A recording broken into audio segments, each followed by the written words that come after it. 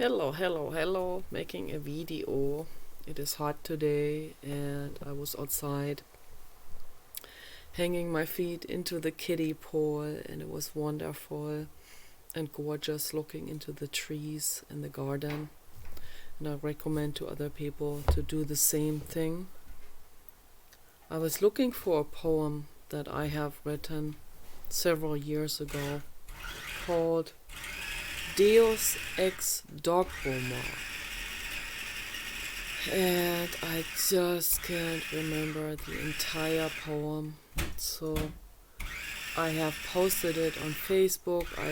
Facebook did not recall that poem, and I have posted it under a Jiddu Krishnamurti video on YouTube, but the YouTube search did not bring it up either, so I don't know where to find it now. I keep changing my Google accounts, and then my old stuff that is saved in my other Google accounts is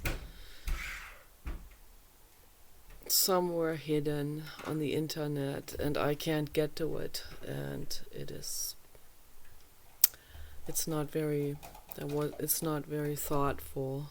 I should have saved those files, and I should have saved them in every time in my new email server, but I couldn't always do this, but that's okay.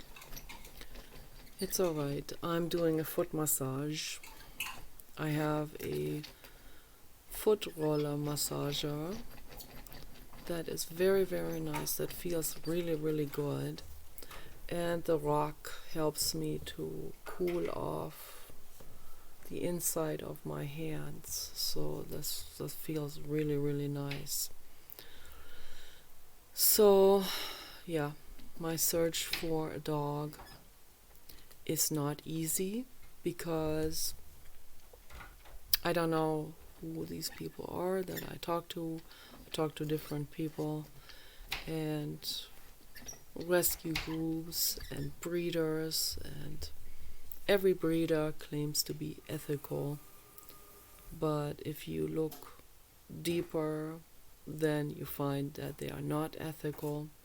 They don't even answer critical questions. And when they don't answer the question, do you breed a female again a second time after she had a cesarean section done? They don't answer because they know exactly what I'm leading up to. They know that if they say yes, if they're honest with me and say yes, we keep breeding the mother dog that had a cesarean section scar, and then we're going to convolute the scar tissue with more and more C-sections until the dog is no longer healthy and is suffering, and then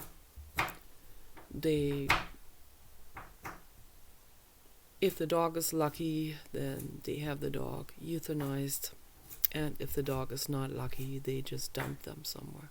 And that has happened, and I've seen that numerous times now on the internet. These things come out to the surface because there are some caring people that will find a dog like this somewhere.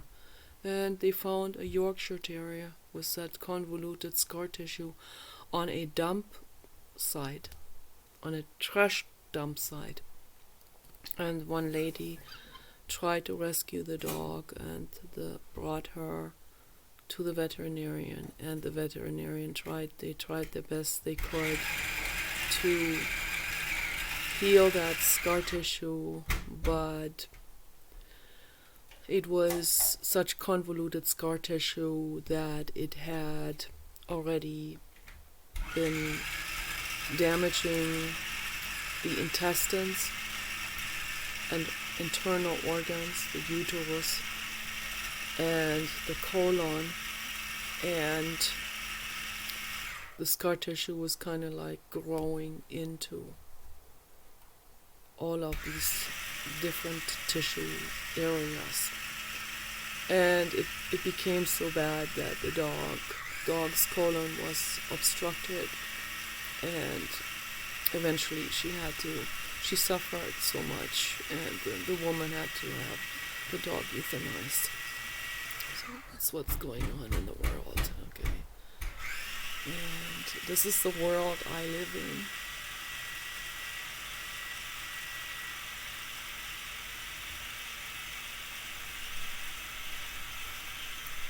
I try to create a safe haven where I live.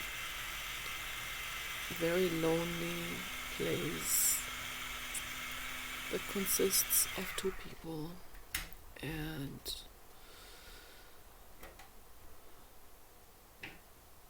I don't have people to talk to about philosophical questions.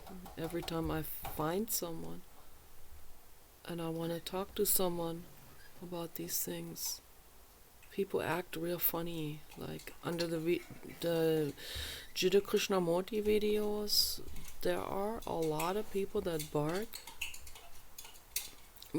out braggery about their high intellectual heights, right? And then when I come and question something, when I ask simple questions, they don't want to answer it. It's like it doesn't matter who I meet.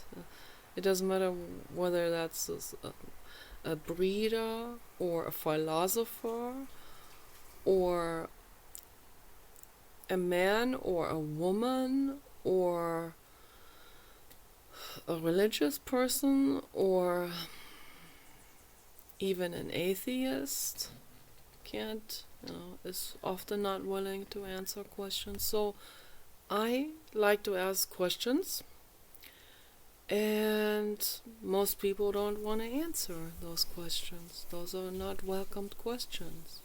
Questions that lead towards truth. Questions that will that probe through this layer of denial that most people are in. Okay, deep layer of denial that most people have. My mother, for example, it was an enormous Herculean struggle that I had with my mother for so many years, okay, until I said it's enough. Okay, I said it's enough before she became like Joe Biden. Now she's like in the same boat as Joe Biden, age-wise and health-wise and brain-wise, unwise. Okay, and I feel sorry for her. I feel compassion for her, and this is terrible. And maybe she was in a state of deep denial her whole life, and so is Joe Biden in a state of deep denial, and has always been in a state of deep denial, and always taking the easy route, the crooked route. My mother's not a crook like Joe Biden, but crooked to herself, crooked in terms of introspection, crooked in terms of self-respect. She takes the denial way out, and that's not self-respecting, to deny that her husband, my father, was leading a double life, for decades. Okay, so until the whole thing flung open at some point, after like 40 years or something. And then he felt embarrassment, No one shamed him or anything, but in Germany they don't shame people. I mean, at least not in the circles that I grew up in. That they have other things that they do. They have much more subtle things. They have subtle neurotic games. Okay. They have this game of, oh, we're so above everything. That's like the people under the Jiddu Krishnamurti video. Oh, we're so above everything. No, we don't shame. Yeah, they do. Okay, in different ways. So I feel compassion for my father for that as well. I feel compassion for all, and when I talk to people on the internet, I see that I test them sometimes with what I say. And this testing isn't made up or fake or anything. I have my ups and downs. I have depression sometimes really severely. And I do cry, and I cry while I talk to people sometimes. But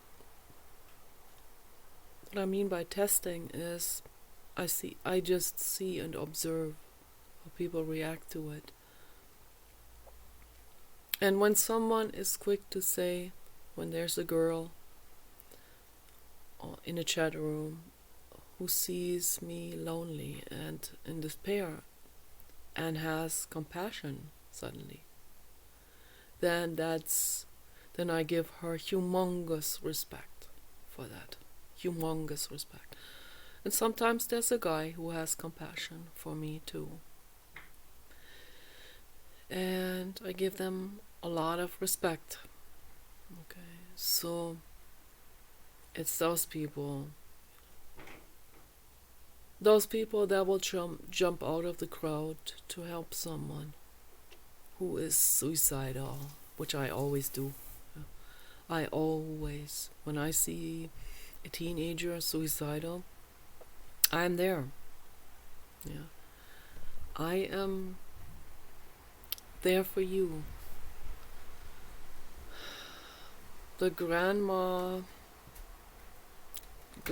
artist, okay, is there for you. Okay, it doesn't matter who you are, it doesn't matter how old you are, it doesn't matter how you look. I'm here for you. I listen. You can lean on me, you can cry on my shoulder, and I will be there for you. I will never let you down. This is a message for all, as a friend, okay, as a good friend, as a good internet friend, okay, without agendas, without any agenda, without a sexual agenda, without a money agenda, without a self-promoting agenda. I'm here for everyone who suffers because I know what it's like to suffer. Okay, I've been suffering my whole life, so I know what it's like. We live in a cruel world, and most people they seem like they're okay with that. They would rather accept the status quo of this absolutely cruel world to fit in than to ever say, wait a minute, this isn't going anywhere. Okay, this cruelty, this coldness in the world, this is not going anywhere. It's not. But no one wants to say that because they don't want to be called Karen. They don't want to be called soy boy, the men, The women don't want to be called Karen or boomer. That's the new thing, is every time someone cares, boomer, boo, you're booed and boomered out. My God. Only boomers care that's exactly where the corporate agenda wants you to be.